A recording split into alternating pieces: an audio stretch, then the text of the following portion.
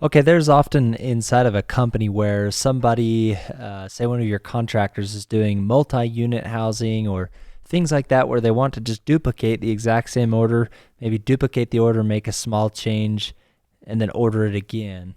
Essentially, what you do is you go to a job, and whether you're logged in internally, so meaning someone inside of your company or someone in their company, so say the Anderson kitchen, we want to redo. So I'm just on the orders tab here, filtering by nothing really. I'm seeing all orders.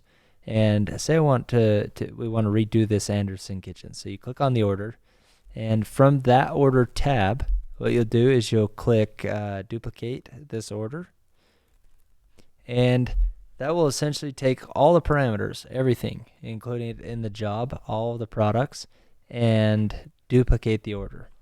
It will create basically a secondary copy of it. And so here we have the copy of Anderson Kitchen. Say this one's now going to be the Johnson Kitchen, and we'll hit Save Changes, and we're done.